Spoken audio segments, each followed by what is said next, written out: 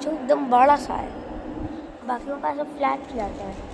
ध्यान से देखो, देखो इनके भाई लोगों को देखो, कुछ कहा नहीं जा सकता, हो सकता है एक दो फेक हो,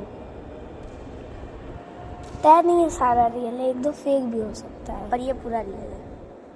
आई डोंट कुछ नहीं।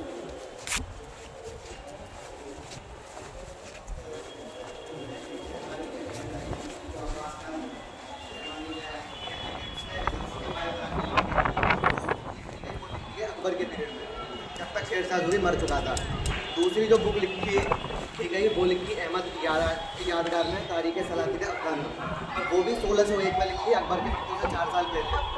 जो तीसरी सबसे इम्पोर्टेंट बुक थी वो 1921 के आसपास में लिखी गई, काली रंजन कानून गोली।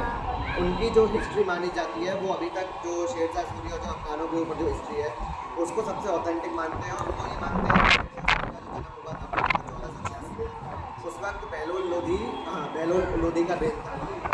सिकंदर लोधी के टाइम पर उसके पूर्वज थे, और उस वक्त सिकंदर लोधी का जो पंजाब में गवर्नर था उसका नाम था जमाल खान। तो जमाल खान वहाँ पे था, उसका ट्रांसफ़र सिकंदर लोधी के द्वारा इस तरफ किया जाता है कि आप जाके आप बिहार का वो संभालें। तो वो अब तो हसन और उसके जो दादाजी थे इब्राहिम सूद, उनके कार्यों को वो बहुत खुश था, तो वो उनको अपने साइड की तरह ले आया। इसी के साथ साथ बाद में उनके परिवार में लड़ाई हुई, क्योंकि शेरशाह सूरी के कुल मिला के 8 भाई रहते थे, और जो उसके पिताजी की जो इनकम काफ़ी कम थी उस समय के हिसाब से। तो उनमें लड़ाइयाँ हुई और ये कहा कि ये तो बाहर के लोग हैं और फलाना ढूंढा बाद में। लेकिन जब उसके पिताजी मरे तो इब्राहिम लोधी जो लास्ट लोधी वंश का वो था, अब बात आती है कि उसने ये जगह क्यों चुनी। तो 1940 में 1539 और 1540 में हुमायूं के साथ उसके 2 बड़े युद्ध हुए।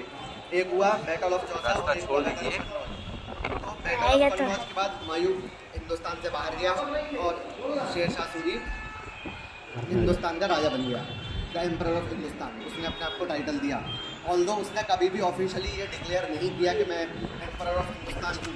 पर जब हुमायूं चला गया, जो कि अगर हम मुगल लीनियज देखें तो बाबर के बाद हुमायूं के बाद अकबर, हुमायूं को उसने जब भारत से बाहर धकेल दिया तो नॉर्मली इतिहासकार ये मानते हैं कि वो भारत का एम्परर बन गया। अब उसने अपना जो ये मकबरा है वो दिल्ली में क्यों नहीं बनवाया। बहुत सारे इतिहासकार सोचते थे कि भाई जब दिल्ली प्राइम सीट है, मुगल की प्राइम सीट थी, पूरी दिल्ली सल्तनत कुतुबुद्दीन ऐबक